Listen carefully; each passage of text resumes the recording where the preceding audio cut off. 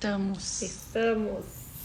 Oi, gente. Oi, gente. Nessa tardezinha de feriado, a gente estava numa preguiça que eu nem Trabalhando, né? Vocês. Mas com preguiça. Chovendo, com uma preguiça, louca pra sentar com um balde de pipoca na cola pra ver o filme. Mas trabalhamos um bocado hoje. Aí a gente estava conversando esse fim de semana com a Mel. E a gente acaba desenvolvendo uma relação assim com as pessoas, né? E as pessoas estão perguntando algumas coisas assim que eu acho legal vocês saberem, né? Sobre a trajetória do ateliê, sobre como a gente começou. Outro dia me mandaram uma pergunta assim: mãe e filha trabalhando juntas não briga muito? Pô. Eu falei, até que não, né? A gente se entende bem. É bom que cada um fica no seu quadrado, né? A minha área é o ateliê, a área dela é a parte administrativa, então fica bom porque a gente não transita uma pelo espaço da outra e fica legal, se complementa. Mas, Mel, você fez uma listinha aí das perguntas, né? Fiz. Começaram me perguntando se eu sou gaúcha. Eu vou contar pra vocês que não sou gaúcha. Eu sou nascida em Belém do Pará. Eu sou da terra do açaí, do tacacá, do pato no tucupi. Vamos começar então por ordem cronológica. Tá bom. Onde que tu começou com toda essa questão da arte e com qual material tu começou? Onde? Bom, onde eu acho que foi meio assim, desde a infância, né, Mel? Porque eu lembro que quando a gente... Não sei, eu não tava vivendo, tá?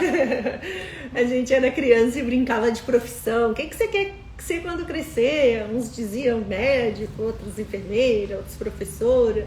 E eu sempre respondia que eu queria ser hippie e vender biju na praia.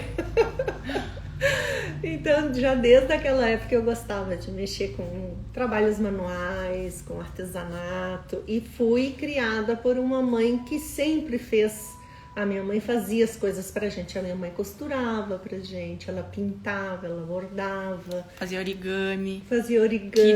Kirigami. Então, eu fui criada vendo trabalhos manuais faziam parte da nossa rotina, né? Eu lembro que a minha mãe, quando a gente ia ao médico, naquela época a gente não tinha brinquedinho de celular, essas coisas, ela levava papéis coloridos e ela fazia origami pra gente, enquanto a gente esperava o pediatra.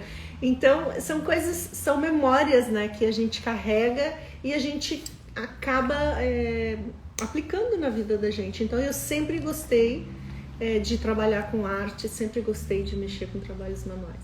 Mas começar mesmo, eu comecei logo, assim, de forma profissional, logo depois que eu me casei. E foi como uma maneira, assim, de não surtar. Conta a história. É que foi assim, eu sou nascida em Belém, mas fui criada em Brasília. Nós morávamos em Brasília. Eu tenho 3 irmãos, uma irmã mais velha, 2 irmãos mais velhos, uma irmã, um irmão e um mais novo do que eu. E o meu pai foi transferido para Montevidéu e a família toda mora lá. Por 2 anos a gente foi. Passado 10 meses, eu tinha conhecido meu atual marido, que vamos fazer 35 anos de casado. 10 meses depois a gente estava casado. Minha família voltou e eu fiquei morando no Uruguai. Então vocês imaginem, eu tive que, com 20 anos, porque naquela época eu estava com 20 anos, eu tive que começar a procurar assim, alternativas num país diferente, com idioma diferente, costumes diferentes, né?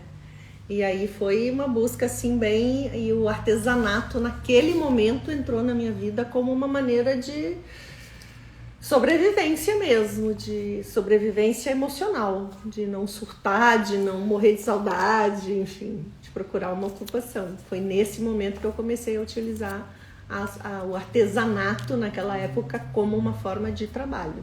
E com que material que tu começou? Qual era o artesanato que tu fazia? Olha, Mel, naquela época eu fiz de tudo. Eu lembro que eu trabalhei com... Isso era antigo.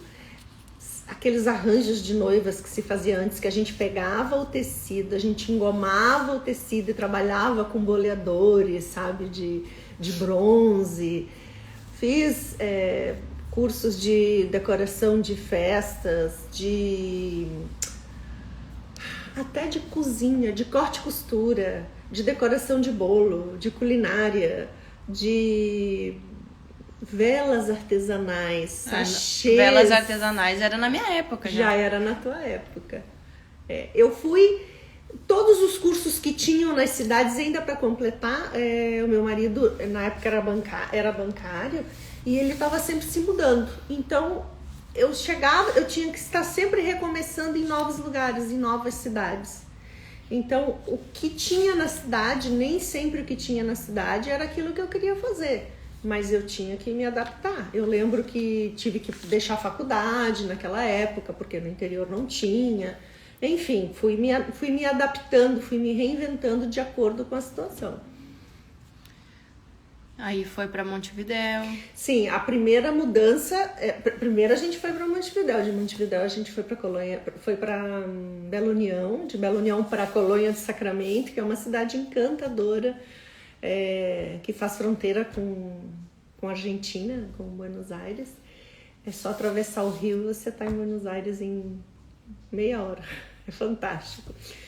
E lá mesmo foi que eu comecei a fazer, a participar de cursos, enfim, a viajar para Montevidéu, para participar de algumas oficinas. E em Montevidéu eu tive o meu primeiro contato com um artesanato diferenciado com a Sara Venturino, que foi fantástica. Ela ensinava a fazer umas peças de madeira laqueadas, arte florentina, arte peruana. Eu comecei a ter contato com algumas coisas diferentes.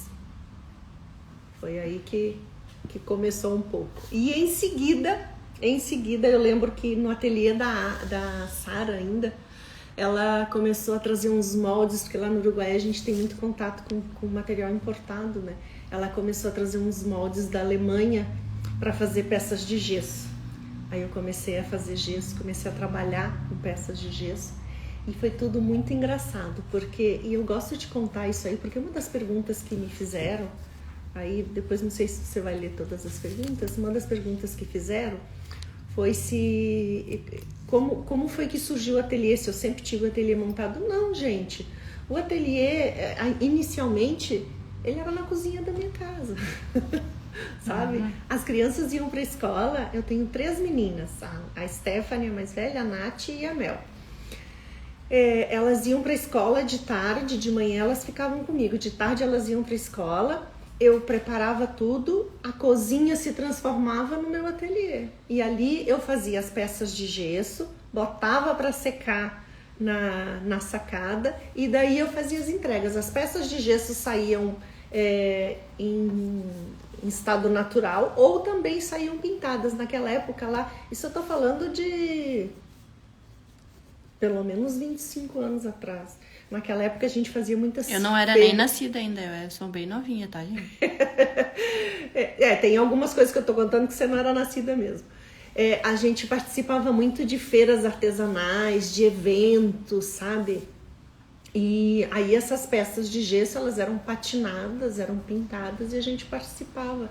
Pátinas de madeira, ferro, molduras. Gente, nem me lembro mais, Mel, ajuda aí. Sabonetes artesanais, de tudo. E aí, nesse tempo, a fábrica começou a ser foi a primeira vez que o ateliê funcionou em grande escala. Começou sendo um hobby, começou sendo uma distração em casa. As aulas eu dava num dos quartos do meu apartamento. Eu morava num duplex, separei um quarto para fazer de ateliê e na sacada eu fazia os gessos na cozinha e botava para secar na sacada. Tive parceiras muito legais, a Adriana Figueroa na época que trabalhava comigo. E aí chegou num ponto que tinha tantas alunas já e já tinha tanto movimento de peças e pedidos que eu lembro que a minha filha mais velha, a Stephanie e o meu marido, pediram que eu tirasse o ateliê de casa. Aí foi a primeira vez que o ateliê saiu de casa. Eu aluguei uma casa antiga pertinho de onde a gente morava, eu podia ir caminhando. Porque eu acho que o legal dessa atividade é que eu pude sempre estar com as meninas sempre priorizei estar com as meninas, né, com a família, mas também pude desenvolver uma parte profissional, né? Não precisei abrir mão de um sonho, enfim, de um projeto em função das crianças, porque um dia elas crescem, né, gente? Aí elas saem de casa e a gente olha para trás e se pergunta, e agora? O que eu faço? Então, nessa época, eu lembro que eu tirei o ateliê de casa. O ateliê foi funcionar nessa loja que era perto do nosso apartamento. Isso também me dava a oportunidade de continuar, né, atendendo as meninas. De manhã eu ficava com elas e de tarde eu ia para o ateliê. E aí foi tomando uma dimensão assim maior, eu fiz alguns contatos, eu não me lembro como foi, mas me procuraram nessa época era um programa de televisão lá que se chamava Buendia Uruguai. É um programa tipo Ana Maria Braga, que tinha assim, tinha partes de culinária, tinha parte de artesanato, e eu fiquei encarregada da parte dos artesanatos. Toda sexta-feira era uma aparição rápida ali, né? Eu lembro que às vezes eu chegava lá e eles diziam assim, vai fazer o que hoje? Vou fazer tal coisa. E eu perguntava eles me diziam, quanto tempo você precisa? E eu perguntava, quantos minutos eu tenho? Porque na televisão é tudo em minutinhos, né? Tudo rápido. Então eu sempre levava o passo a passo das peças e a gente fazia ali ao vivo. Isso foi bem legal, isso durou uns 6 anos mais ou menos, até que a gente veio para Porto Alegre. E estando lá em Montevidéu, que foi uma das perguntas que me fizeram, foi com relação ao vidro, se eu sempre trabalhei com vitrofusão. Não, vitrofusão entrou na minha vida no ano 2000 praticamente, 99, 2000, uma coisa assim. Eu era alucinada por peças de vidro, o brilho, a transparência, o colorido. E eu lembro que, como eu falei inicialmente, lá no Uruguai a gente tinha muito acesso a coisas importadas, revistas importadas. E eu peguei uma vez para ler uma revista que se chama Prática, uma revista chilena. E vi uns trabalhos de vitrofusão. Foi a primeira vez que eu vi alguma coisa relacionada à vitrofusão. Fiquei encantada, coisas maravilhosas. Aí eu escolhi o nome de uma professora, escolhi a professora Cristina Carter. Lembro bem disso, liguei para ela, entrei em contato, perguntei se ela não ia a Montevidéu, porque lá nesse meu ateliê eu levava professores para dar técnicas que eu não ensinava. Tinha as técnicas que eu ministrava e tinha outras que eu não trabalhava, então eu levava sempre outras pessoas para dar cursos. E eu quis levá-la para dar o curso lá e ela disse, olha, eu não vou a Montevidéu dar cursos, mas se você quiser vir ao Chile, eu com muito prazer te dou o curso. Aí eu fiquei pensando, como é que eu vou fazer com 3 crianças pequenas? Como é que eu vou me organizar para ir? Aí veio meu marido e disse, olha, eu vou ter que fazer um curso na Universidade Adolfo Ibáñez em Valparaíso. Eu falei, eu também vou. Ele disse, vai fazer o quê lá? Vou fazer um curso. Aí ele disse, mas um curso de quê? Eu falei, de vitrofusão. É uma técnica de vidro que eu nunca tinha visto, eu vi agora por primeira vez. Eu queria aprender, mas onde é o curso? Eu disse para ele, em Santiago. Ele disse, mas eu quero que você fique comigo. A gente ficava, o curso, a faculdade que ele estava fazendo era em Valparaíso, e a gente ficou hospedado em Vinha del Mar, e o curso que eu fazia era em Santiago. Eu acordava às 5h30 da manhã todos os dias, pegava um táxi do hotel até a rodoviária, pegava um ônibus que demorava 2 horas para chegar em Santiago, chegava em Santiago, descia na rodoviária, pegava o metrô, descia num ponto determinado e terminava de chegar na casa da Cristina de táxi. Todo dia eu fazia isso de ida e fazia de volta. Gente, olha, foi uma maratona. Mas aí chegava no hotel, ainda tinha que jantar. Sim, os jantares, né, de trabalho do pai. Porque aí tinha a turma, claro, a condição foi, ele disse, você vai, mas eu quero que você me acompanhe também nas minhas coisas. Aí eu chegava morta de cansada. Eu lembro que no último dia de aula eu dizia pra Cristina, pelo amor de Deus, 2 aspirinas e uma Coca-Cola para eu conseguir manter os olhos abertos para eu acordar. E eu aproveitava para dormir no trajeto de Santiago até Vinha do Mar, né? E aí chegava de noite, ainda tinha jantar, ainda tinha reunião, mas valeu muito a pena. Eu tive muita sorte sempre com as professoras que eu tive, sempre foram muito generosas. Então eu fiz esse primeiro curso lá com a Cristina, aí voltei para Montevidéu. E eu não tinha forno, que foi outra coisa que sempre me perguntam com relação a forno. Ah, eu quero começar a fazer o curso, mas eu não tenho forno. Eu não tinha forno. Eu fiz o primeiro curso e aí eu ficava sonhando com ter o meu forno. Aí eu pensei, eu digo, bom, o que eu vou fazer para viabilizar esse meu sonho? Eu não podia trabalhar com vidro ainda porque eu não tinha o forno. Então eu trabalhei com todos os outros materiais que eu conhecia. Ah, eu fazia de tudo, gente. Eu fazia peças para aniversário, lembrancinha de casamento. Eu adorava as velas decoradas. As velas decoradas. Eram lindas as velas. A gente teve muitas. Essa época eu já ia para ateliê. Você já ia para ateliê. Tinha escola lá em Montevidéu. Nessa época, assim, foi um boom. Primeiro foi o auge dos anjinhos de gesso, eu lembro bem disso aí. Depois o boom das velas, né? Das velas artesanais, a gente fazia vela de tudo quanto era tipo. Fizemos exposições com as alunas, sempre foi muito legal. E aí eu falei, bom, para viabilizar o sonho do forno, eu preciso trabalhar com os outros materiais para poder chegar naquilo ali. Que é o que eu estava conversando outro dia com uma moça que ela disse, já que eu quero fazer o curso, eu quero aprender a trabalhar com vidro, mas como é que eu faço agora para chegar adquirir esse forno? A gente sabe que os fornos profissionais são caros, enfim. Aí eu falei para ela, eu contei para ela, eu digo, olha, eu quando comecei, eu fiz coisas que me possibilitaram chegar ao que eu queria.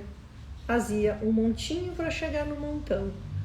Né? Ganhava fazendo um trabalho, um pedido de, sei lá, de velas, como disse a Mel, dando curso de alguma coisa, pagava os gastos do ateliê e separava sempre isso aqui. Bom, isso aqui é para o forno. E assim foi. Naquela época eu fiz isso para ter um forno, agora eu tenho, no momento no ateliê, a gente tem 4 fornos funcionando a todo vapor, né? Agora com a pandemia as coisas estão mais tranquilas, mas enfim... Eu acho que é importante também que a gente saiba que a gente pode fazer uma readaptação. A gente tem que se reinventar, que foi o que a gente fez agora com essa pandemia. Né? Eu sempre dei aulas presenciais, nunca tinha tido a experiência de aulas virtuais, de cursos online, apesar de que sempre me diziam de que já que você tem que fazer, meus irmãos já tinham dito, o Jorge, meu marido já tinha dito, até que um dia veio uma amiga, a Estela, e ela tá aqui, ó. Ela tá aí. A Estela, a gente sempre saía para almoçar, ela não mora aqui em Porto Alegre. A Estela, como numa live eu comentei para vocês, foi minha professora de teatro. Foi minha professora. Tu tá pulando as etapas. Tô pulando as etapas, né? Um monte. A gente logo que a gente veio pro Brasil, tu continuou indo pro Uruguai. É verdade. Me abandonava aqui. Gente, essa menina fazia um drama. Quando a gente veio de Montevidéu pra cá, é verdade, eu pulei essa parte. A gente veio de Montevidéu pra cá, o meu ateliê continuou funcionando lá. Então, a cada 15 dias, eu pegava o ônibus...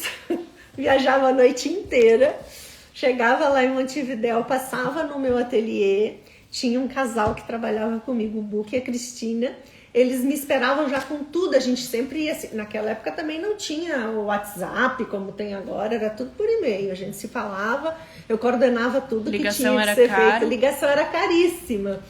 Gente, na época que eu casei, ligação era tão cara que eu cheguei a comprar um rádio PX. Eu fui radioamadora para poder me comunicar com a minha família em Brasília. De tão caro que era falar no telefone. Isso há 35, quase 37 anos atrás. Aí, fui lá para longe e voltei de novo. Mas é que eu lembro, eu acho legal comentar essas coisas. Aí eu chegava em Montevidéu, pegava todo o material, ia para o canal de televisão, fazia um programa ao vivo e já chegava, terminava o programa, eu ficava para depois, gravava 3, 4 programas, aí ia para o ateliê, às vezes eu dava algum curso, às vezes atendia alguém, ficava uns 2 dias, na noite seguinte eu voltava de ônibus. Eu tinha 5 anos, né? Você tinha 6 anos. 5, 6 anos. Cada vez que eu ia pra fazer essa viagem, aí a avó vinha pra ficar. Adoecia. Sim, a avó veio ficar com vocês, aí eu vou chegar aí agora. Vamos chegar nessa parte. Aí a gente mudou para Porto Alegre. E eu continuei indo para Montevidéu para dar os cursos e para gravar os programas. Aí chegamos aqui e eu falei, bom, gente, vamos fazer alguma coisa, né? Vamos embora tentar nos adaptar à cidade, né? Estando em Montevidéu, eu lembro que o Jorge vinha muito a Porto Alegre. Jorge é meu marido, gente. Ele vinha muito a Porto Alegre e ele foi uma vez numa galeria que tinha ali na 24 de outubro e ele viu umas peças lindas de vidro e ele disse, nossa, você tem que ir comigo a Porto Alegre numa das vezes que eu for. Tem uma galeria que tem umas peças maravilhosas. Aí eu vim com ele e fui. Gente, era uma loucura. Tinha vidros importados e tinha vidros de artistas locais também. Aí eu fui, escolhi e sempre, né, eu digo que eu sempre tive sorte nas escolhas. E vi uma peça e perguntei para a Tânia, que era a moça que trabalhava na galeria, eu digo, Tânia, quem é a pessoa que fez essa peça? Ela disse, Josefina Kern. Eu falei, e ela dá curso? Ela disse, dá cursos, eu vou te dar o telefone dela. Aí eu liguei para ela, conversei. Na época ela estava fazendo uma cirurgia da vista e disse que não podia me dar curso naquela época, mas a gente podia combinar que ela me atenderia. Aí voltei para Montevidéu e fiquei em comunicação com a Josefina. Aí na próxima viagem do meu marido eu vim com ele e fiz o curso com a Jo, que foi um curso maravilhoso. Bom, para encurtar para vocês, a Jo hoje é a minha mãe gaúcha. A gente fez uma amizade muito legal e uma parceria muito bacana. E aí em seguida a gente mudou para Porto Alegre e quando eu cheguei aqui, a Josefina me fez o melhor convite que eu podia receber naquela época, recém-chegada aqui. Ela ia fazer um curso de vidro em Sorano, na Toscana, com a Miriam de Fiore. E me perguntou, você não quer ir? Eu falei, mas é claro que eu quero ir. Eu disse que eu queria ir. Como eu ia fazer para ir, gente, eu não sabia. Aí eram outros 500. Aí a minha mãe, que na época ainda era viva, eu liguei para ela e digo, mãe, olha, se não tem problema, eu vou para Porto Alegre ficar com as crianças e você vai fazer o seu curso. Pois lá me fui com a Josefina e com a Flávia, fomos 3 fazer o curso e foi assim, gente, um divisor de águas. Foi o antes e o depois. E eu gosto de comentar isso com vocês porque eu acho que é muito importante a questão da gente investir em conhecimentos, sabe? Investir em curso, do jeito que der, sabe? Investir em leitura, investir basicamente em conhecimento, seja como for. Em vídeos, em leitura, em cursos, em seminários, em troca de figurinha, porque eu digo que a gente sempre aprende um bocado quando a gente conhece outras pessoas que trabalham com a técnica e a gente... essa conversa do meu pai, viu, pai? A gente está fazendo uma live. O pai foi bonito. Eles esquecem que a gente está fazendo ao vivo e aí eu me disperso, porque assim, ó, se passar uma mosca, a pessoa aqui se dispersa. Aí a gente foi fazer esse curso e foi um divisor de águas, porque a gente lá trabalhou só com material importado, a gente viu uma visão diferente do que é o vidro, sabe? O vidro como arte, que foi uma das coisas que a gente conversou o outro dia com a Ieda, depois que a gente fez a live com a Márcia Petrobon, a visão dela do vidro como joia, né? Então, eles valorizam a vitrofusão, eles trabalham com a vitrofusão de uma maneira um pouco diferente da gente. Aí, já radicada em Porto Alegre, eu resolvi, foi quando eu conheci a Estela, resolvi sim fazer a faculdade que eu sempre devia ter feito, em vez de ter feito administração, ter feito outras coisas, eu devia ter feito artes desde o início, né? E aí eu fui fazer faculdade de artes e foi muito bom, porque eu já estava com a cabeça já madura, né? Já tinha as meninas, foi assim uma época bem interessante, a gente vive as etapas de uma maneira diferente, né? E aí foi quando eu conheci a Estela.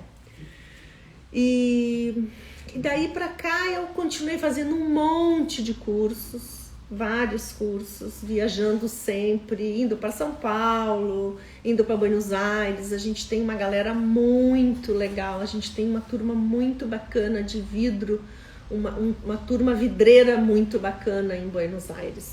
Eles têm uma visão muito bacana, muito contemporânea do vidro lá, da vitrofusão.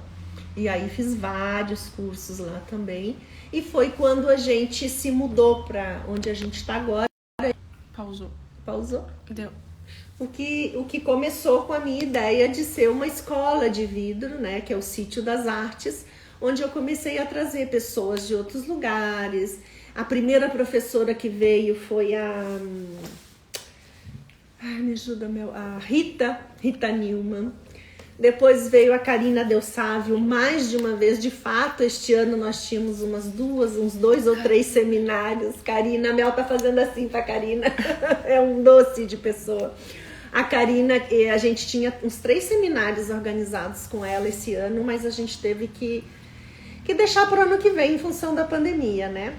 Depois veio também da Argentina, veio a Gabi de Córdoba, foi a que deu o último curso para a gente, e enfim, várias outras professoras que vieram, porque a minha ideia era que nós pudéssemos, eu não sei se internacionalizar essa técnica, trazendo pessoas, mas eu queria que as pessoas aqui tivessem essa visão que eu tinha tido a oportunidade de ter quando eu fiz o curso fora. Fiz também alguns cursos, a minha filha morou em Londres uma época, eu fui visitá-la e aproveitei para fazer alguns cursos lá também. E foi lá que eu tive o primeiro contato como diz a Márcia, com a nossa amiga Mufla. Que eu brinco, eu escutei por primeira vez e eu falei, eu fiz 2 ou 3 cursos estando lá com a Stephanie. Só que o meu inglês é meio assim, né, gente, de books on the table, né? Aí me entregaram um folder num dos ateliês, entregaram um folder que falava sobre a fabricação de gemas de vidro no micro-ondas.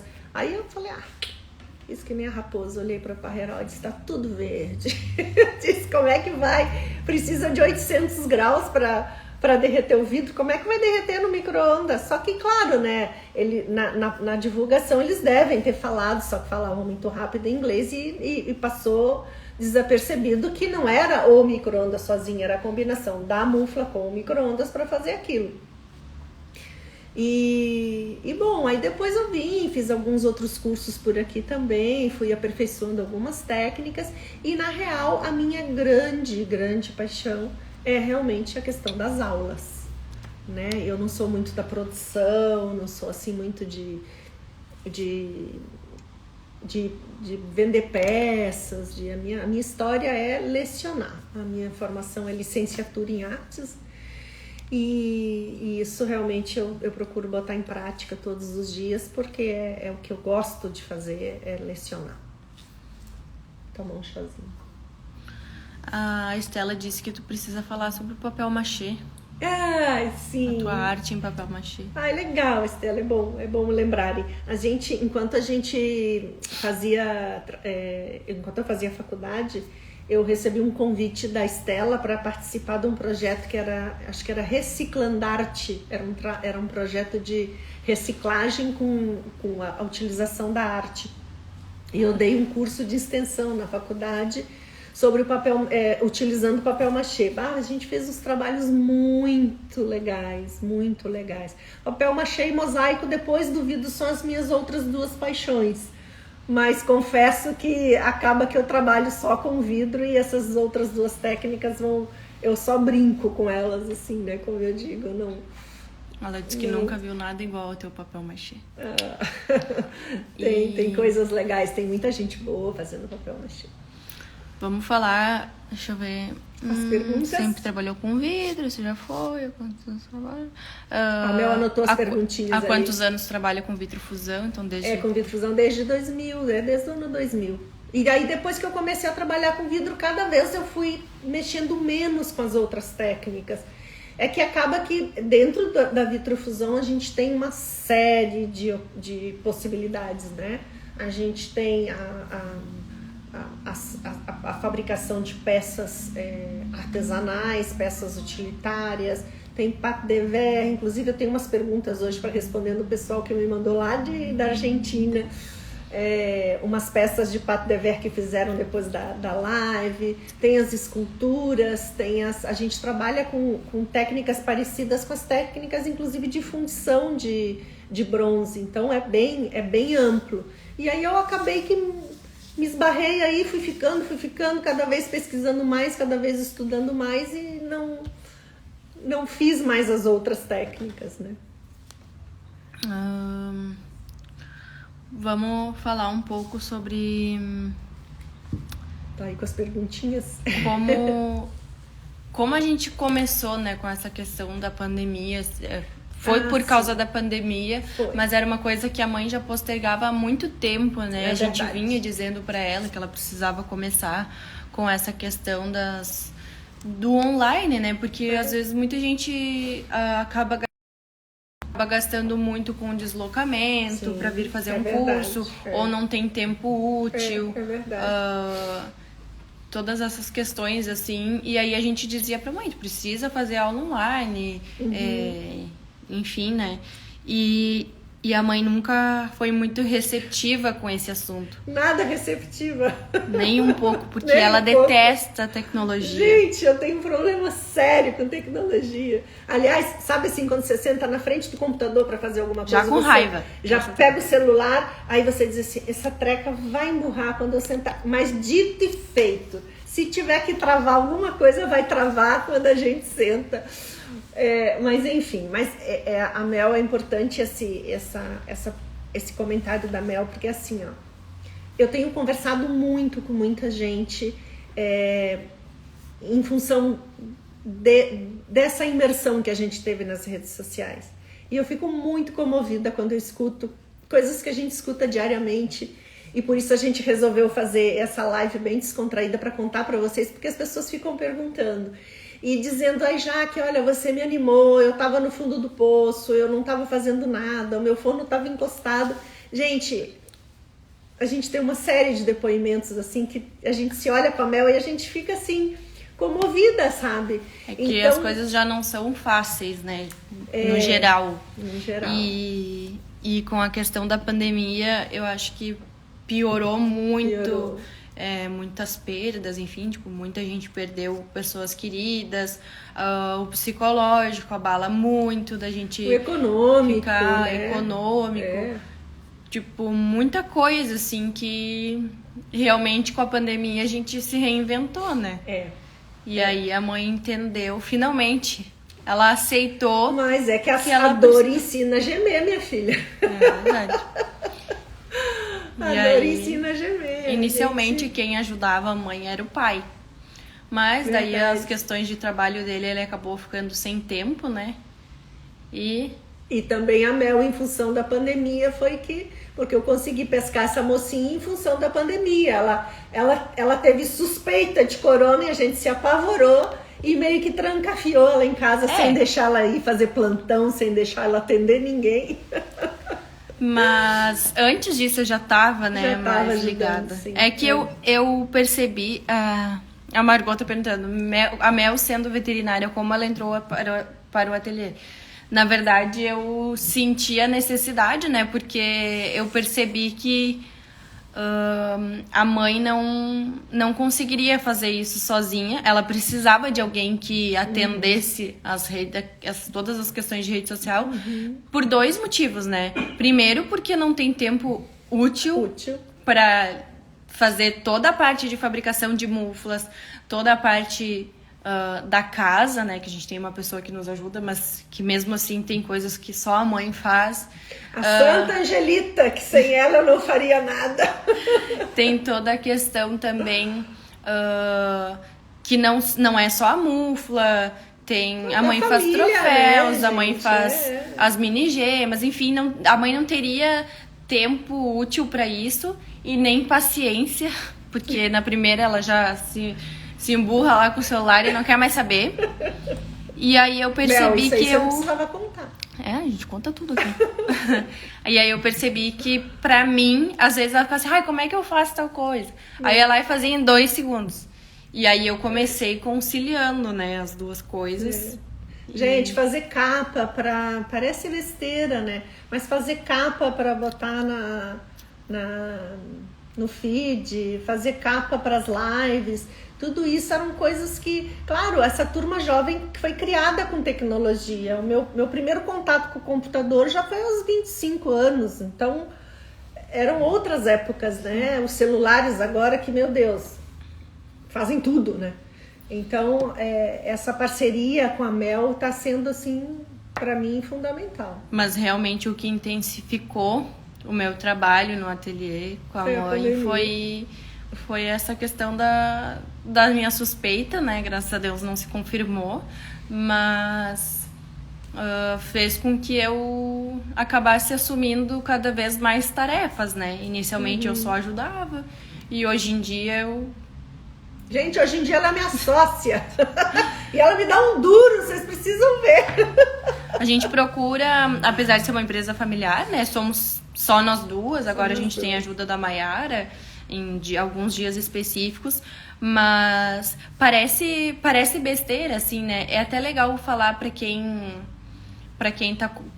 quem quer trabalhar com rede social, né? Com a questão da divulgação. Bom, isso é uma questão que daria outra live, mas digo assim, parece besteira a pessoa fazer, por exemplo, um stories, um simples vídeo no feed ali. Isso leva muito tempo, muito tempo. A postagem que a gente fez, por exemplo, dos liners, quantas vezes eu fiz e refiz aquilo, né? Mas eu acho que eu fiquei umas 2 horas, eu filmava, não ficou legal. Eu quero fazer de novo. Não gostei do risco, limpa tudo, faz de novo. E a gente às vezes não valoriza, né? Tipo, antes eu olhava, tipo, é só um vídeo. Nossa, tem muita coisa por trás disso.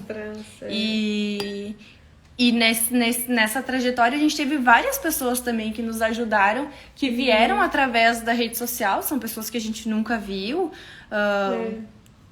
Pra mim, o exemplo mais presente é a Paula, que faz as mandalas. Que somos apaixonadas pelo trabalho dela. Ela já nos ajudou em várias questões, né?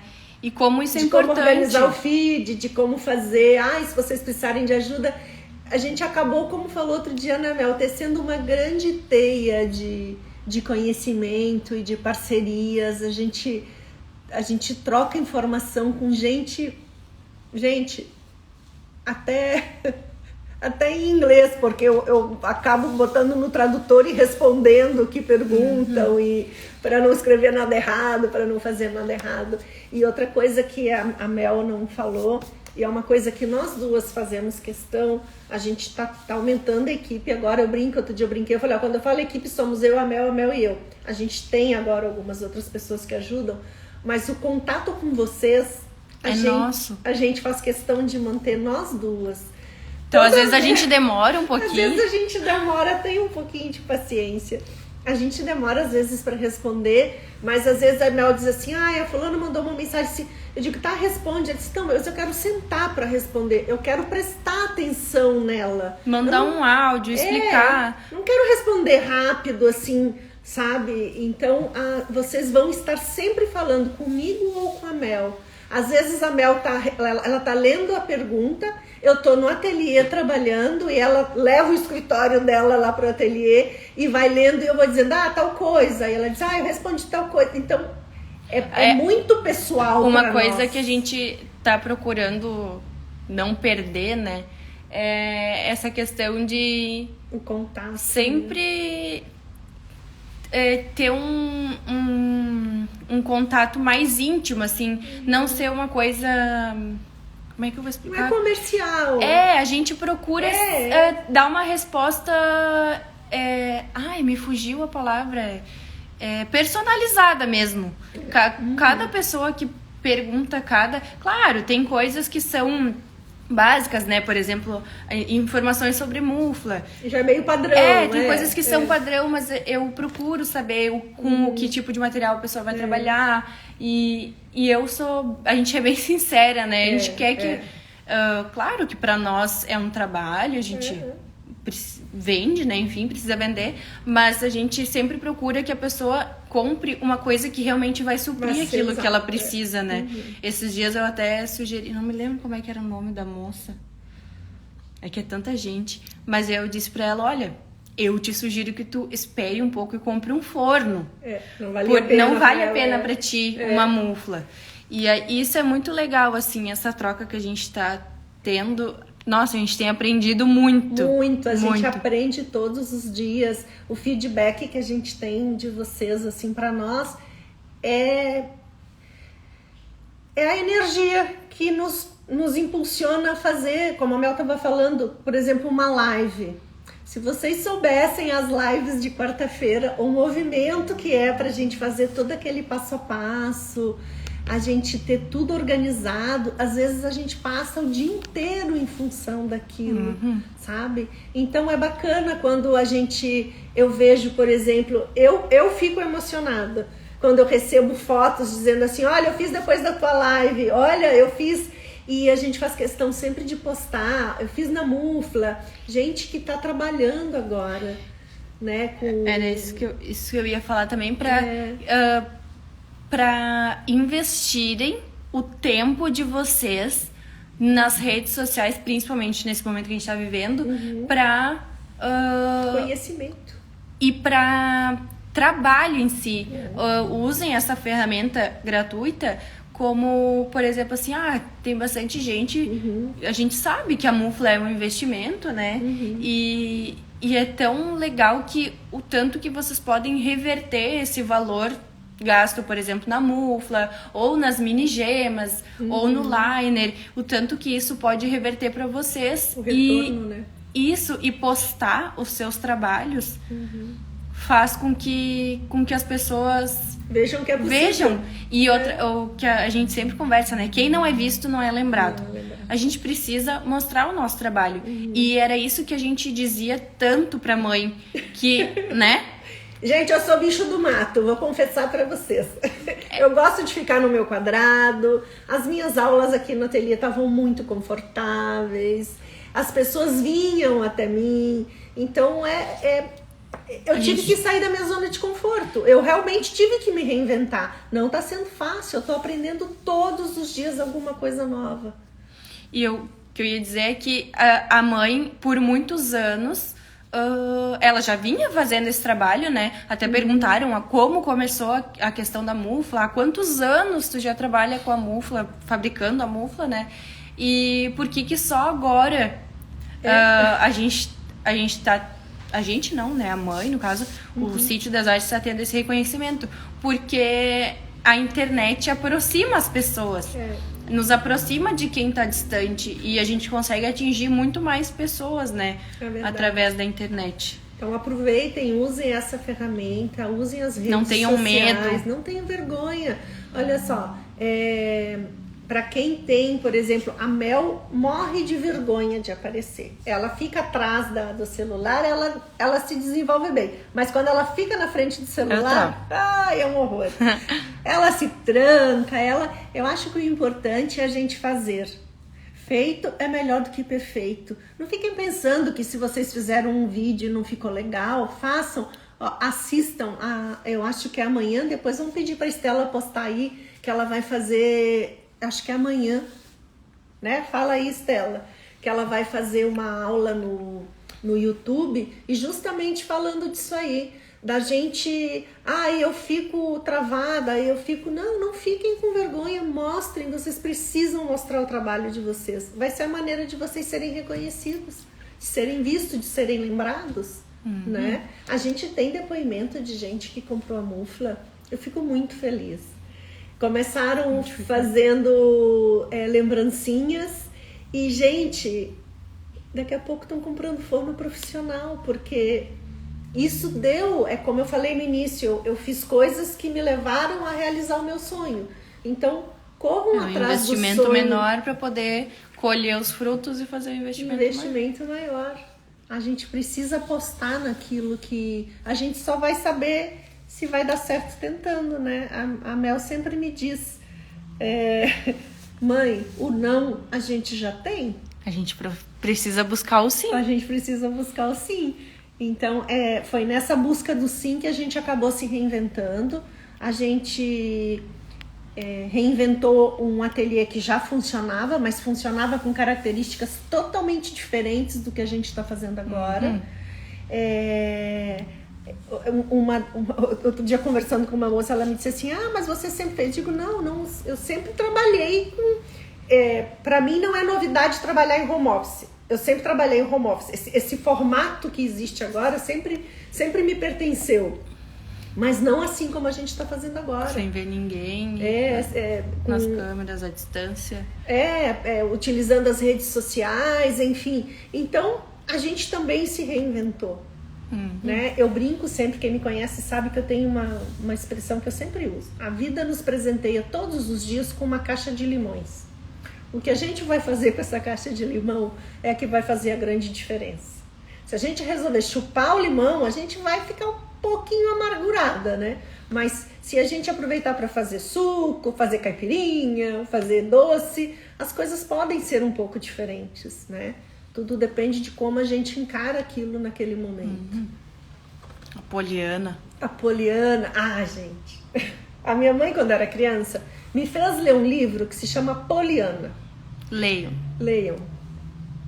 Porque é assim, a Poliana era uma moça, uma menina, que tudo pra ela via o lado positivo. Tipo assim, uma vez eu não me lembro bem, faz muito tempo que eu li, mas ela quebrou o braço e quebrou o pé, disse, ai que bom que eu não quebrei a perna, ou sei lá. Ela sempre via o lado... Às vezes a coisa era muito ruim, mas mesmo assim ela conseguia ver o lado positivo. E eu fiz as meninas lerem, as minhas filhas também. E aí toda vez que acontecia alguma coisa, menina, lembrem da Poliana e tal. Aí outro dia a Mel disse, que Poliana, mané Poliana. Eu queria dar uma surra nessa Poliana, eu não quero. Maldita Poliana, tem dias que dá raiva, mas a gente precisa recomeçar. Tem dia que a gente chupa o limão, né? Mas não vamos chupar o limão todos os dias, vamos embora procurar. E foi assim que a gente... acabou fazendo todo esse movimento, porque outro dia eu fiquei sabendo de pessoas que se encontraram, que estão fazendo amizade entre elas pelo contato das lives. Então, gente, isso é muito bom, isso é muito gratificante, né? A gente aproxima as pessoas. Então, a gente passou hoje aqui basicamente para deixar esse depoimento para vocês, contar um pouquinho algumas coisas que as pessoas estavam perguntando, né? Principalmente essa curiosidade do trabalho de mãe e filha, de como a Mel, sendo veterinária, tinha caído no meio do ateliê, como é que ela... Então foi isso, gente, foi a necessidade da gente se reinventar, da gente procurar novos caminhos, da gente não ficar lamentando, sabe? Não lamentem. Procurem a alternativa, porque sempre tem. Fechou uma porta, uma janela sempre há de se abrir. E foi com esse pensamento que a gente começou a fazer esse grande movimento aqui no ateliê, que eu acho que está dando um resultado muito legal. Que a gente tem aprendido... Nossa, vocês não imaginam o tanto que a gente aprende, né? Todos os dias a gente aprende alguma coisa nova. Vocês sempre mandam pra gente, né, depoimentos dizendo obrigada por compartilhar esses conhecimentos. A gente é que agradece. Porque nós estamos diariamente aprendendo com vocês, sabe? Aprendendo que o coletivo pesa sempre mais, que compartilhar é sempre uma coisa muito positiva. 5 minutos. Sabe? Ai, já tá acabando. Bom, a gente teria um zilhão de coisas para falar. Tem algumas outras perguntinhas ali que a gente acabou não respondendo. Mas enfim. A gente responde no direct. A Célia perguntou se as tuas alunas costumam seguir no vidro, como funciona isso. Sim, eu tenho várias alunas que começaram... algumas fazem para o hobby, algumas... uma das características do meu ateliê sempre foi atender ateliês que já funcionavam, né? Professoras, pessoas que já davam aula e vinham, como a Ieda brincou outro dia, a Ieda Galvão brincou, ela disse, eu dou o básico e a Jaque dá a pós-graduação. Eu costumo direcionar, mas eu sempre pergunto quando o aluno vem fazer um curso, para que você quer usar, o que você quer fazer com esse conhecimento, né? Porque tem gente que quer direcionar para a parte profissional, então eu acho que a gente já tem que dar o rumo para aquilo, né? Então sim, eu tenho várias alunas, muitas alunas, que trabalham com vidro, que continuam trabalhando com vidro. Algumas começaram como hobby e terminou se transformando numa profissão, como eu. Eu comecei como hobby, gente, agora se transformou no meu trabalho. Então é possível, sim. É possível. Não é fácil? Não é fácil. Mas nada na vida é fácil, né? Então, quando a gente... A Ruth aqui falou que ela tava há um tempão procurando uma mufla e só tinha das importadas, né? Uhum. E aí ela nos achou. Ai, que bom, Ruth.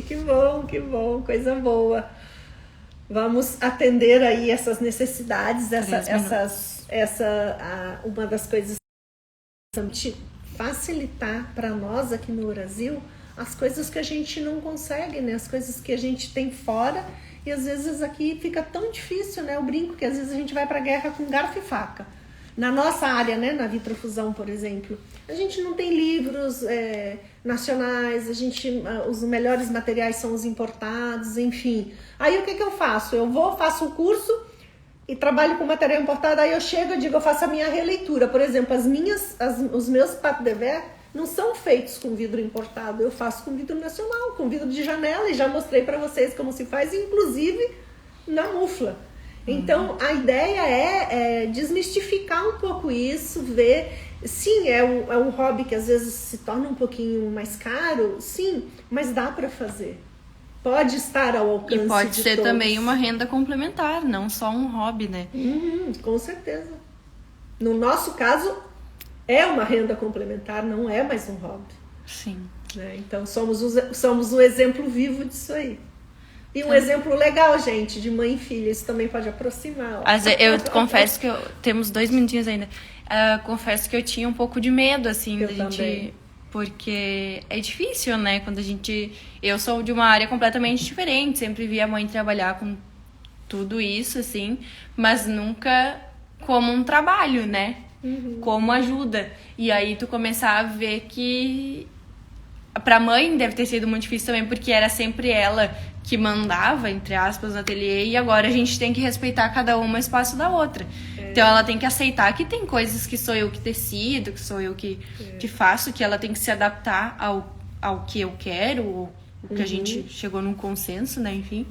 E aí tem coisas também que pra mim é difícil também, porque além de minha mãe, é minha chefe também. E Não, sou tua sócia. E a gente convive 24 horas por dia. Literalmente, 24 horas. 24 horas por dia. Que outra dica para quem está começando a desenvolver alguma profissão